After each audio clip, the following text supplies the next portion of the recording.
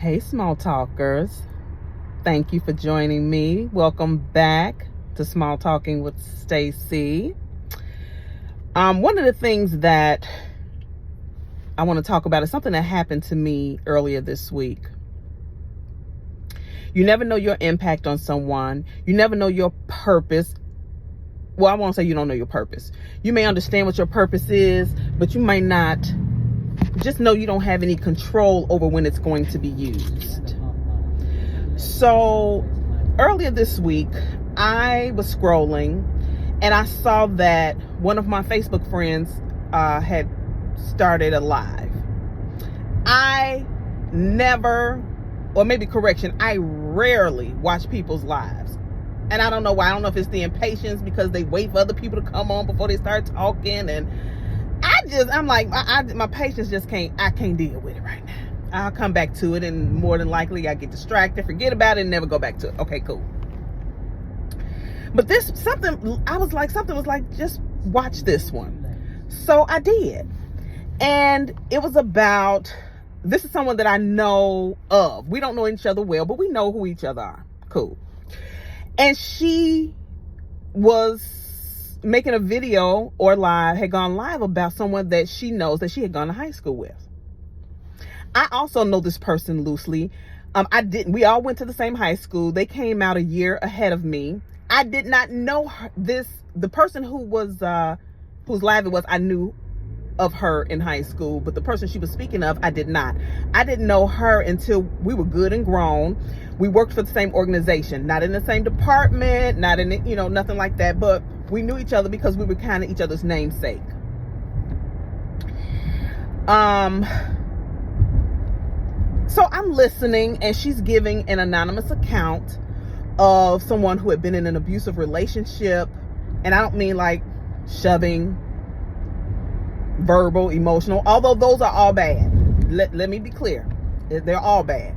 But this was more of a for real, like, physical abuse. And she was given an account of this person, and the person had come to her, who she also wasn't really good friends with. She considered her a friend because you know each other, you went to school with each other, and you know that in a crunch she could call her, or she'd be there for her, just things like that. Cool. We all know people like that. There are rings to friendship: core, mid, and outer. And for both of us, she's the outer person, not negatively outer, just our lives had not crossed in a manner that would allow us to be better friends. Cool. So I didn't know who this person was initially, so it was an anonymous account of this, and she asked that, although it's anonymous, that you please pray for her. Cool. Help her through this situation. She just needs prayers. Cool. So I did give my silent prayer, because long are the days. I'm like, girl, I'm gonna pray for you, or boy, I'm gonna pray for you. Get off the phone or whatever. Forget about the prayer. Forget about the prayer and go ahead about my business. So in the moment, I stop and I give my prayer. Cool. And I also leave like praying hands under the video. Cool. Maybe 3 days later, I get a call at 4:15 in the morning. 4:15 a.m. And initially I hear my phone going off, and I'm like, it didn't sound like my regular ringer. And I'm thinking, did I accidentally set a different alarm? I'm like, what's going on? So I grabbed my phone to cut off what I thought was the alarm, but it was actually someone calling me through Facebook Messenger. I see the name, and yes, it's absolutely familiar. It didn't even take me a minute to figure out who it was, but I'm like, but why is this person calling me? And I almost ignored it. I'm like, maybe it's an accident, but I'm like, no, answer this. So I did. She revealed who she was, said that she saw my name under the video, and she revealed that it was her that had been in the abusive relationship for 4 years, and how tragic it was, and the things that she's experienced. And I was blown away at several things. Blown away that I was receiving this information, blown away that she had chosen me to reveal herself, blown away at the level of abuse. Not that on any level it's acceptable, but nonetheless, blown away at the level of the abuse that she had stayed. And I was flabbergasted. I'm like, people are still doing this? I mean, it's just ridiculous. And the mind screw, I'll say, that the abuser does on the abusee. The abusee is at fault, at no fault, but they do need to take action, and they need the support system in order to take action, because sometimes they're afraid to leave and all of this. In this scenario, there was no financial abuse, and he was living with her. So I'm like, oh, listen, girl, you got to go, you got to move, you have to do whatever, because he's not even financially in a position to keep up with you, follow you if you leave, and all this other stuff. So I sat and I listened to her, and I felt helpless because, granted, she reached out to me, but we're not friends enough for me to give her the level of advice that a friend would give. So I was torn between offering advice, listening to the vent, or the ownership that this is what this person was experiencing. And I was present for that conversation, but I thought about all of the times that I felt like a dumping ground to people who came to me and dumped all of their problems and then moved on in life and did other things, and maybe not always reciprocated the same level of friendship that I had offered in those moments when they really needed someone, whether it was an ear, whether it was loyalty, whether it was understanding, whether it was just to stand with them, whether it's just being a friend. Even very surfacely, I was there, and it was not reciprocated. And I'm like, Lord, why is this my life?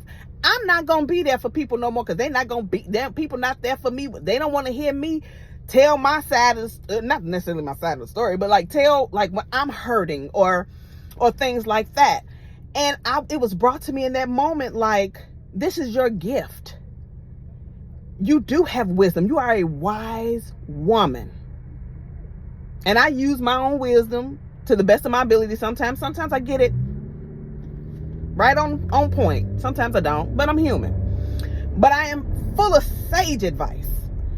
And I had, in that moment, I'm like, there's no other time for me to accept and acknowledge that this is my gift. And there are going to be some people that dump, and you're going to have to walk them through that situation, and you're going to have to be able to move on. They're not meant to be forever. It's not meant for you to be invested in their situation.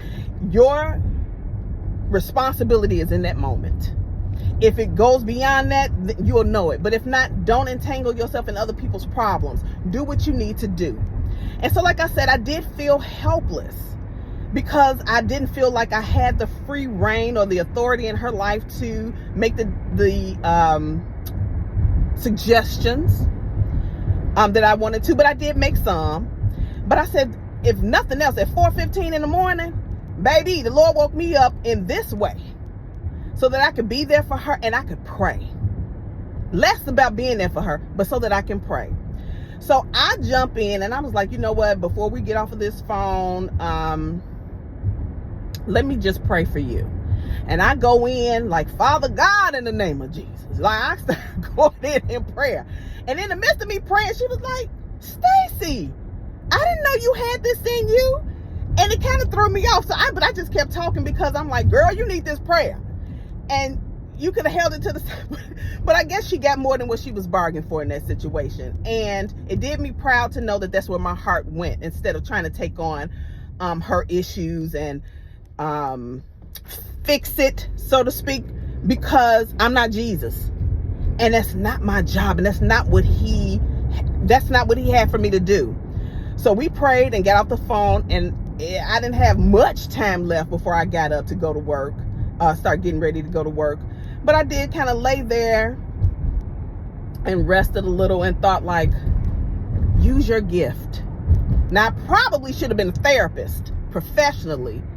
But I don't want to put too much sauce on my ability to listen and to sort through situations and kind of offer advice or anything, but I mean, it's possible.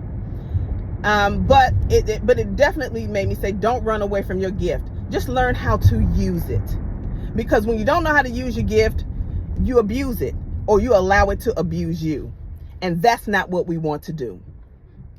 So figure out, what's your gift? Let me know if you have figured out how to operate in your gift, how to use it and not abuse it, or allow it to abuse you. For instance, some people are generous. They're givers. But baby, I know you getting abused, because takers are going to take. And it doesn't always have to be money. If you're a person who loves to be of service, people will use you up. You have to learn how to use your service for the specific thing that you know that you're supposed to help them with, and you're supposed to move on. No repeat offenders. Empower people to, once you help them, to monkey bar so they understand how to help themselves. That's how I try to operate in if I give advice or wisdom. But I've also learned that not giving advice is giving advice, because people they can read between your words or read your silence very well.